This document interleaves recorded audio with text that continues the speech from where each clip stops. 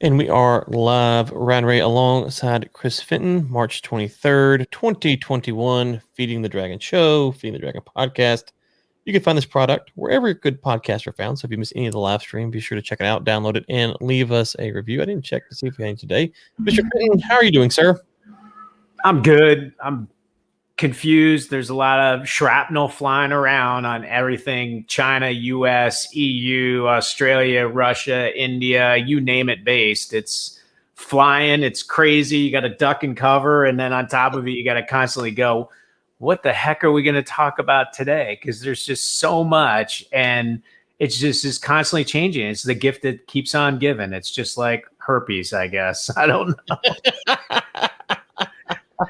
No, I'm not going to use anal swab. I'll use. Yeah, that's not a gift. Neither one of those are gifts, I don't think. But Yeah. okay. Well, let's get into.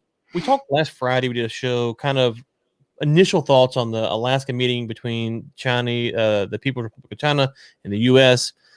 You sat on it for a few days. Any further reactions? You know, it's just amazing watching both the right and the left talk about it. And, you know, I don't think left side platforms really got too rah-rah about the results. I think they were a little more muted. The right side was just constant criticizing about how unprepared we were, et cetera, et cetera. I think the truth sort of falls in between. And it was interesting just to see how the propaganda organs of the Global Times portrayed exactly what transpired, particularly behind closed doors. The same thing in regards to, I guess, our organs here in the U.S. I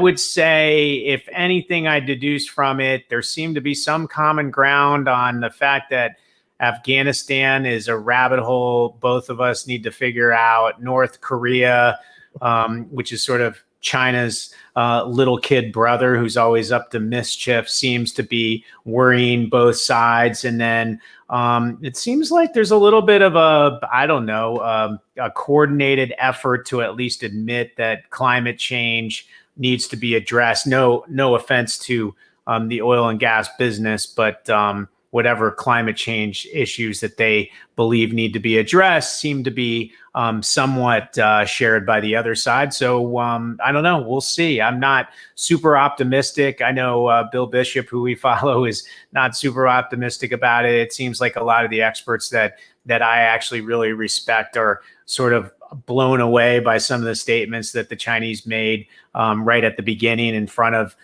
the public and in front of all the press corps that was there. So who's to say where this goes?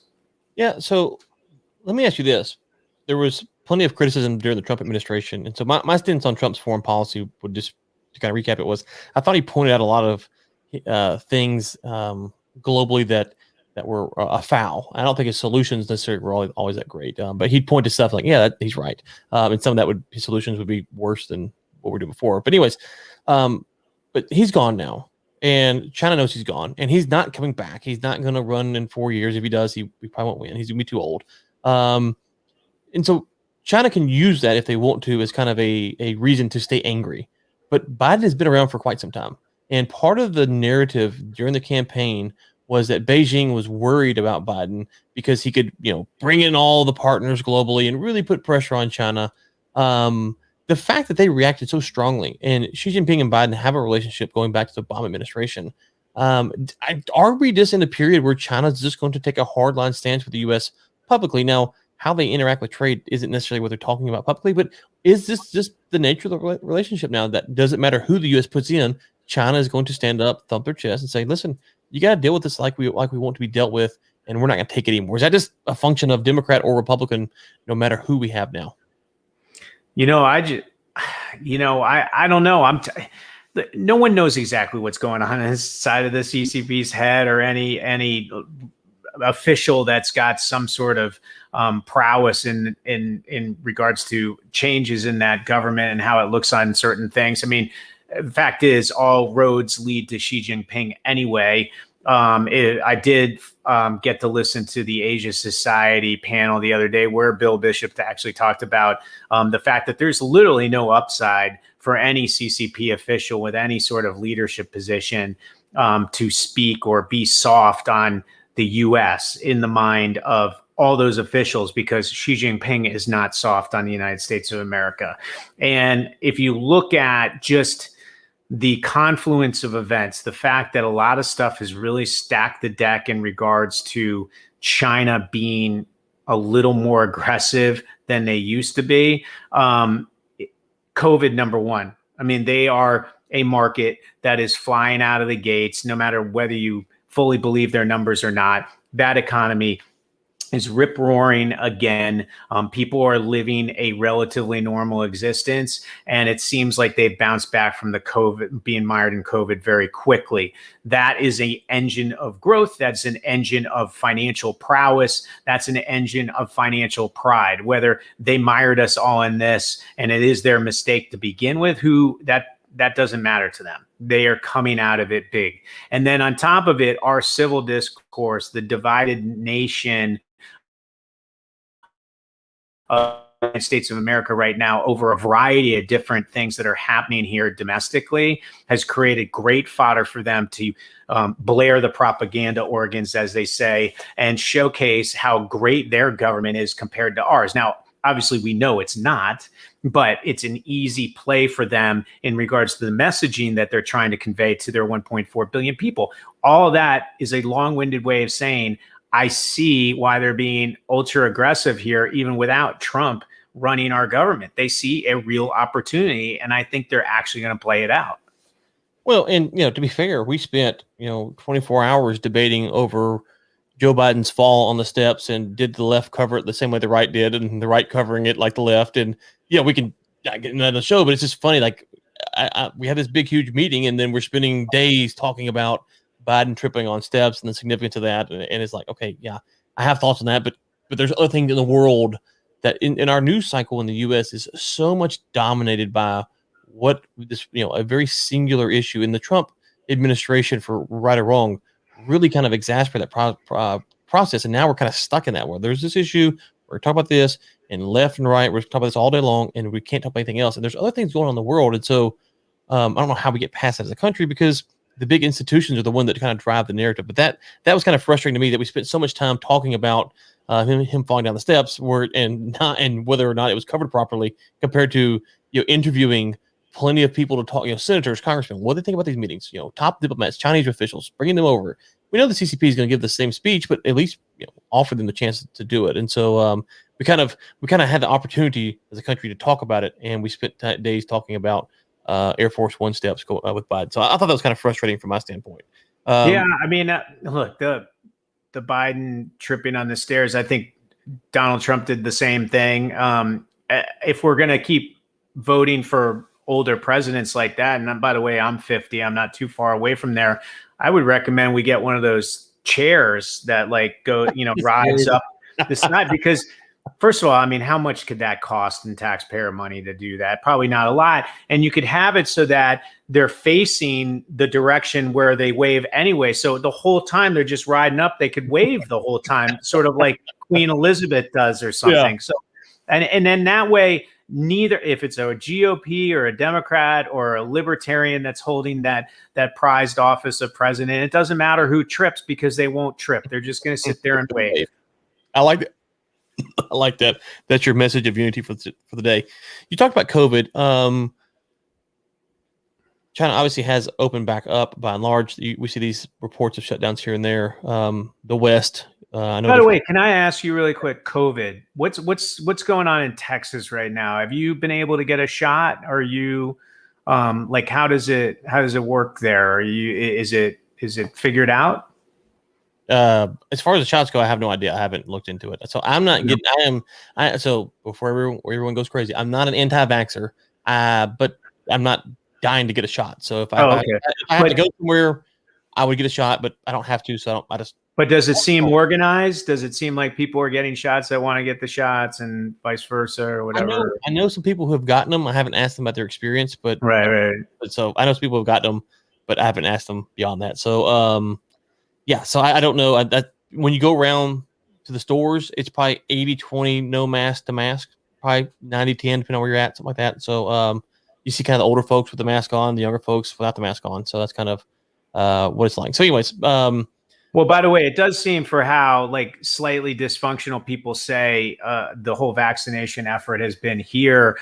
It seems like China's had issues too. I mean, one of the reasons they've pulled away and been able to bounce back is they have serious draconian measures when it comes to actually anybody from outside of the country coming in, number one. And then obviously we know the draconian measures they had during COVID and what they were doing. But it doesn't seem like their vaccination process is quite what I think they would have been most proud of right now either. So, well, the thing about the vaccine that's interesting is that they're using it. I don't know if a weapon is the right term, but they're using it globally to influence geopolitical events. And so, if you follow the China Africa project, they talk about this extensively about how many vaccines are being sent to Africa, and the West is not really stepping up. I know at the Quad meeting they talked about that, and there's been some more discussion. But China has been sending vaccines to Africa.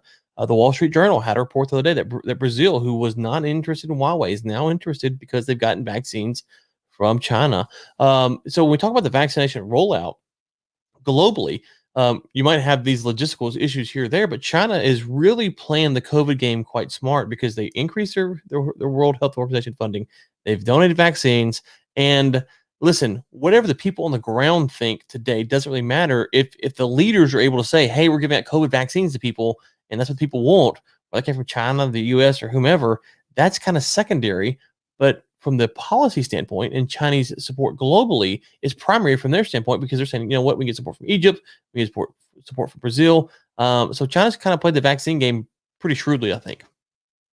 yeah, it's a little, I mean, it's a little akin to international policy we've had just in regards to funding other countries and giving various forms of capital resources to a bunch of different countries that we've been trying to win over with influence and so on. In the case of China, they've been doing the Belt and Road Initiative. They've been doing their Wolf Warrior Diplomacy Initiative, and they've been doing essentially vaccine diplomacy. And you know, I think the jury's out a little bit on how effective that vaccine is. And it seems that some are a little reluctant to use it. I do know if you want to travel to China and you want to actually spend time there, which they don't allow short trips, as a couple articles that I've posted recently say, the only vaccine that they'll recognize seems to be the Chinese vaccine.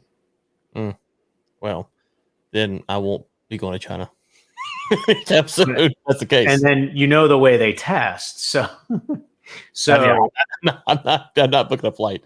And by the way, they apparently that one of the articles I tweeted out, because there are a lot of expats that are really caught in the middle of all of this, right? I mean, I had a good friend who happened to be based in Beijing with a wife and kid who were Chinese, and he came over here on a business trip and couldn't get back because we shut down flying back to China. And it took him a good, I think, 10 months to be able to get back reunited with his wife and kid.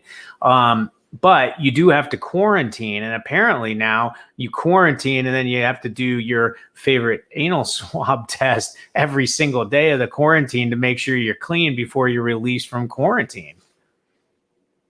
Yeah, I want to go to China, but not that bad. I know someone I talked to the other day on a call, a Chinese national, lives in San Francisco, I believe. Anyways, and we're talking about some business stuff, and he has been there for a year because he was in China when they shut down the travel and just kind of the quarantine and going back. He has to go kind of back and forth, and so he just decided to stay there for the year because for last year because of just the problems with going back and forth. And so it's I think there's gonna be a lot of interesting stories about people who found new opportunities, new husbands, new wives over this year because they were kind of stuck in one spot or couldn't travel.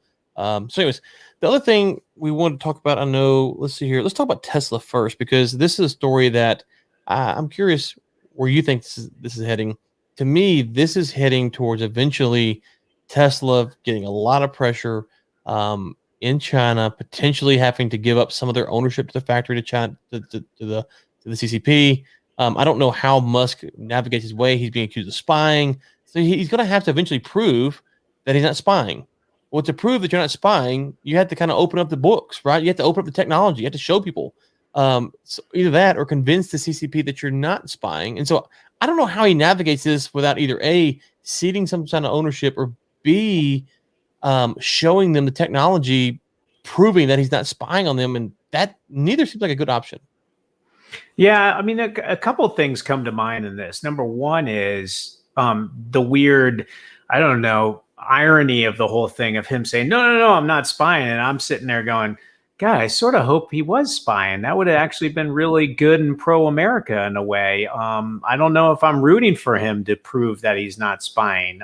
And by the way, how great would it be to have PLA officials driving around Teslas and us monitoring their every move because of how high tech those cars are. Anyways, that was one strange thought that came through my head. Another one is the fact that it could be a really interesting pawn that the CCP is using Elon for, right? Because there's all this big data, potential espionage, AI usage against Americans with a lot of these companies, i.e. TikTok or Huawei or whatever. I wonder if China is essentially going to say, hey, look, you're asking us to prove that these entities aren't doing what you're suspecting they're doing. And you know what? We can't. But you know what? If you're going to force us to, then we're going to ask guys like Elon Musk and Tesla, which has a huge market there, to do the same thing. One thing about China is they love that reciprocity of you know what, if it's like a tit for tat fight all the time. And we're seeing that also with the Xinjiang sanctions that the EU did on various low-level officials in China, and then China retaliates by going after EU officials and their families. Yeah, I maybe Musk can navigate it. He's navigated a lot of things I didn't think he could in the past, so I can't count him out. But I know he said in his comments that they believe that China will be their most dominant market in 10 years or whatever it is, 15 years. So he's got big plans for China. And, if you go back to pre-Xi Jinping time period, you'd think, okay, well, Musk is on the right track, right? Like they're opening up, things are getting a little better. But maybe that's what he thinks. Maybe he thinks he can outweigh Xi Jinping, and the next leader will be more gracious to them, and they'll move on. But right now, I think they're in a pickle because he can't come out and say the things he says about China like he does to the U.S. So he can't do that. He's got to kind of kiss the ring. He's got to be very careful, because if he opens up his factory and his technology to them, just think about the accusation. The accusation is that you have something that you can spy on. Well, if you give that to China, how does that play with U.S. Tesla owners who are now afraid that the Chinese, whether it's true or not, whether the Chinese can now monitor what their Tesla owners are doing? So he's in a tough spot here, and I don't know how he plays it, but if I was a Tesla stockholder, I'd be a little concerned that this could go south quite quickly for him. Right. But and by the way, you're 100% right. But I think what's even more fascinating is trying to understand the calculus of the CCP with this accusation. Like, did they just make it up? And is it part of some sort of chess move? Or are they actually really suspecting that there is spying going on, and they really want Elon to prove it? And by the way, to prove it, he might have to show a lot of the ingredients in this technology in order to do it. And they might be sitting there going, wait, show us that blueprint one more time. Wait, ching, ching. Wait, what? Oh, what is this? Oh, it's just, don't worry about it. It's not a camera. No, I agree. That's what I was saying. His remedies, if they really press this, are not many. And so he's really stuck. And so I don't know how he can open it up and show them, because once he does that, then you're in trouble. And as far as the accusations being levied against him, we talk about, and the Tesla Club doesn't like this, we talk about, socialized countries and communism stuff. Well, Tesla is really funded and has been by the U.S. government for quite some time, the way their business runs. And so they have a lot of ties with the U.S. government. So for China to kind of pick on Tesla makes sense, because they have ties to the government, especially how they've orchestrated their business. And so, we'll see how it all shakes out in the end, but I do think it's interesting that he's getting picked on, and for all the bravado he has, he can't use it here. And that's kind of what we've seen with China, is that these guys who are, I pick on Tillman Fertitta. He's got the book about shut up and listen and all this tough guy talk. Well, guess what? Daryl Morey sends out a tweet, and he's out there fast as he can going, oh, please, God, no, please, no. All that tough guy talk doesn't matter. And so either you're a tough guy or you're not. And we're finding that these guys, all their tough guy talk when it comes to China, they're not that tough. Well, I mean, let's face it, the real test for Elon is if they call him over there and say, you need to show us that you're not spying. And before that meeting, they come in and they say that we have to anal swab you.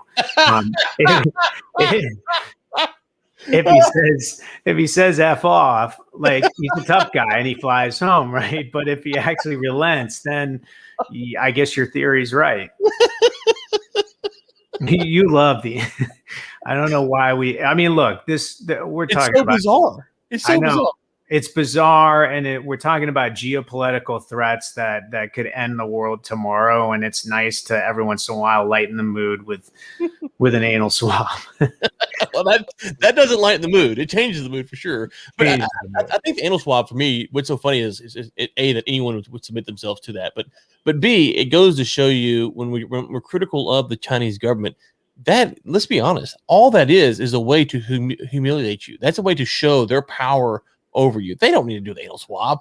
They know it. We know it. Everyone knows it. That's a way to demonstrate we have power over you. You want to come to our country. You want to do by our rules. You have to do this. That's all that is. And so to me, the fact that people give into that, and I feel bad. Some people probably have jobs. They have to go. They can't avoid it. So I'm sympathetic to that. But by and large, just people willy-nilly, like, good Lord, no, that's a problem. So by the way, even more so is like, I've been to China many, many times. I've never, thank God, had to go to a hospital there or see a doctor or whatever. And I'd be a little nervous taking anything they gave me, right? And the fact that they're mandating people use the Chinese vaccine, like, I don't know. I mean, I don't know how comfortable I'd feel on that, right? I mean, in order to do something they're making you take their version of it versus one in the US that you feel comfortable with the FDA and how it goes through or whatever it is, or some people don't, right? But I don't know. It's a sketchy situation. I feel for people that actually have to relent to it.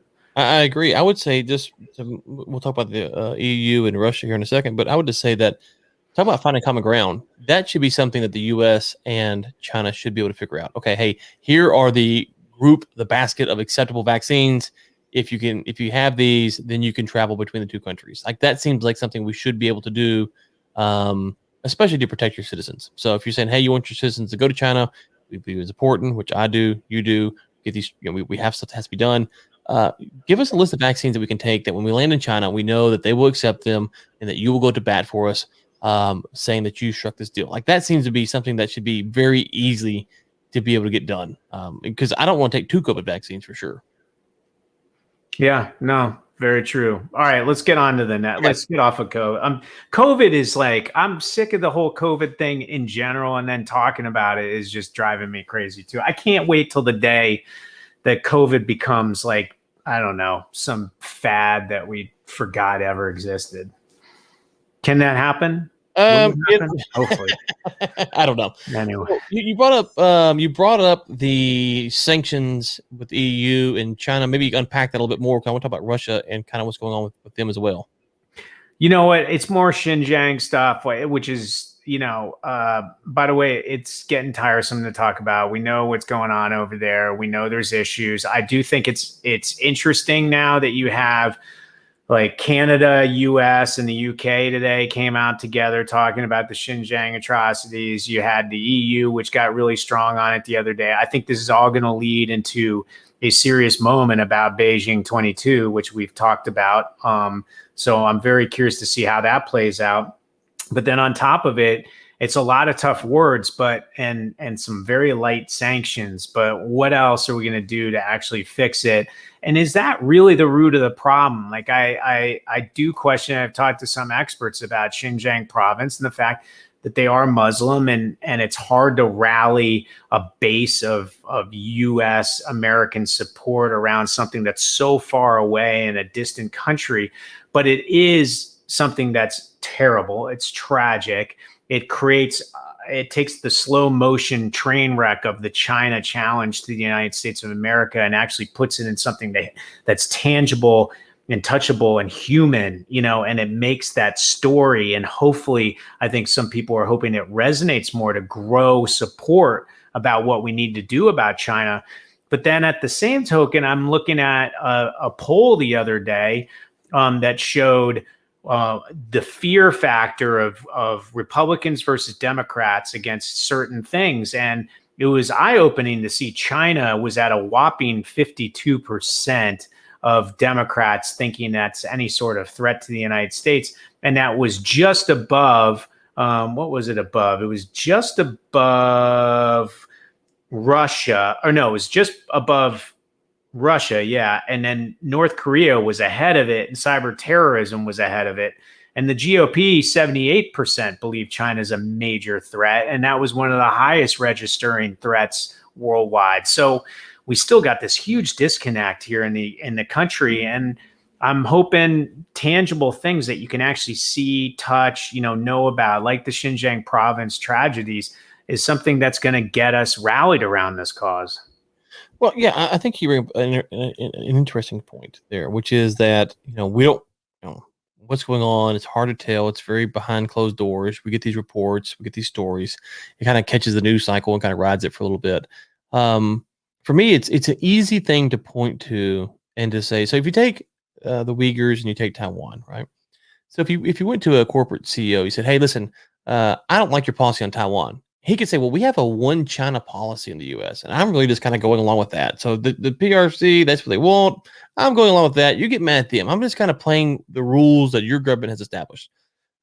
I think it's a cop-out, but I can he has a point. If I say, what about the problem with the Uyghurs? Okay, now he doesn't have a whole lot of options. He can say, well, I don't know, but if what's saying being true, then it has to change. He can just say, play the Mark Cuban, I don't talk about it. But that frames the issue that kind of lets you see how far they're willing to go. And so that's kind of the issue there. Like I told people during the Hong Kong protester stuff, I don't know what all the protesters are protesting for. I know they want some more liberalization. They're worried about the crackdowns. Are they all free market libertarians like me? No. The principle is I want freedom. And so I'm standing with them in the concept of that I want them to have a more liberalized society. Do I agree with everything they're for? No. So with the Uyghur stuff, you can really kind of pinpoint, you say for human rights, here's your chance to stand up for it. You don't want to. Now we have a problem. So I think you could frame it like that. Taiwan's a little bit tougher. Trade's a little bit tougher. Tariffs a little bit tougher. That's an issue. So you're a human rights advocate. Here you go. Just say something. And they won't. And so then you can start calling out the hypocrisy about how they pick and choose what they're for. No, you're 100% right. Like it's why Donald Trump make America great again, MAGA. Like it was so easy, or back to like the death panel debate or whatever it is. Seeing like those taglines, they resonate. And Xinjiang province, very hard to touch and feel, but that human rights core of it is interesting. Now, one of the things that muddies it is how inconsistent we are with human rights worldwide as a country. I mean, just the MBS situation recently with Saudi Arabia sheds light on that. So that's one of the things that still makes it muddy for the average person to grasp. And Hong Kong's another great example where, Daryl Morey and what he did and the way it was portrayed in media was that they were fighting for democracy. They were fighting for freedom, like you said.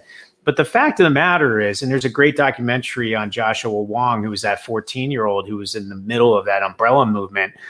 Really what they are fighting for is this idea of keeping Hong Kong the way it was prior to 1997, which was never really like a full-blown democracy. It was, and it was also after that relatively run smoothly as a one country, two system situation. But where it got in trouble was the opportunities and the costs of living and the lack of future that was played out for the young people that weren't a part of that process. They started to get very upset. And then on top of it, Beijing was starting to really pitch, even in the school system itself, the history of China, the way the principles of Mao were, as far as like Chinese Communist Party, and the fact that that was the mantra that they wanted everybody to believe in and grow up and educate in. All of that led to obviously a very complicated protest. But the fact that we were able to put it into, a fight for democracy, boom, that's the way it needs to be. And hopefully we can figure out how to do that with all these complicated issues so that people that have very busy lives and who are very smart and don't have time to study this stuff like we do can still grasp the enormity of the challenge that we're facing. Yeah, and so I think one of the things, from my perspective, is just to be clear. And when Ted Cruz, when I interviewed him, I pointed out I don't really think there's a lot that the U.S. government can do to influence what's happening with the Uyghurs. Like I don't think they're gonna sanction them, and Xi Jinping's like, oh God, no, please stop. We're gonna change our policy. Like that's not going to happen. All I'm calling for is the same thing with the Saudis, which is just to be able to call them out. Like with the Saudis, you can call the Saudis out. We released a report on the Saudis. I know we didn't handle it maybe the way that everyone wanted to, but we did release that report. Okay, that's yeah. You know, U.S. companies can criticize the Saudis. That happens all the time. You cannot criticize China. I'm just saying, let's be able to criticize them. Like that to me is the huge first step that's missing in this whole equation. So free the Uyghurs, whatever how you want to phrase it. I don't care. But just to get people to say that, like that, because I go back to this all the time. That's what the CCP does not want. They don't want people saying it. So therefore, the best thing that we can do, only power that I have, is to say it, to promote it. And you look at these other countries, there's human rights violators in Nigeria, all over Africa, all over the Middle East, it's all over the world. We cannot start trying to figure out how we're going to balance these policies with each country. It's just not possible. All I'm saying is at the base level, we have to be able to criticize it when we want to, however we want to, and understand that there could be repercussions. As a member of the board of advisors for the George W. Bush Foundation for U.S.-China Relations, I have a risk of criticizing China. I want to go back. You have a risk. If you understand the Hong Kong security laws, I could be, but I don't want to speak for you, potentially arrested for things I said about the CCP. That's the risk that we're willing to take because the principle of free speech, of being able to criticize, goes beyond the borders of the U.S. And that's all I'm saying. I'm not saying that I want to sanction them. I want to bomb them. I want people thrown in jail. That's secondary issue. First issue is being able to talk about it, getting our corporate leaders to talk about it, because that's where the real pressure comes in from China. You've made this point multiple times. They have to keep their middle class working, food, clothes, etc. These corporations provide a lot of jobs, supply chain issues, talk about that stuff. So that's all I'm pushing for. And if you can start there, we should all be able to agree on that principle, which is we can just talk about this stuff. We might not agree with all the policy solutions, but we all agree it's bad. How do we fix it? And that's 1.0. It's so true. And you're speaking my language. I've been talking about this a long time, which is the freedom of speech rights that we have here in the United States of America. What you're really doing with the Xinjiang province is taking an international, complicated geopolitical issue and making it a domestic issue here in the United States of America, which is simply the ability to criticize them. Like, why can't we say what we don't agree with here in this country anymore? That's what's crazy, right? And I'm with you. And then once we get that ability back, then we might be able to think about the North Star and how we're going to fix such a problem. We're not going to do it alone as the United States of America. We're going to need our allies, and we're going to need a lot of pressure in a lot of different ways. But if we can't even talk about it, then it's hopeless. That's right. Okay, Mr. Fenton, let's end on a lighter note. Well, two things. First, did you watch the Snyder Cut over the weekend by any chance? I didn't. Like I said, I'm more of a Marvel fan than a DC fan. So I did watch. I can't imagine why you're more of a Marvel fan. There's, yeah.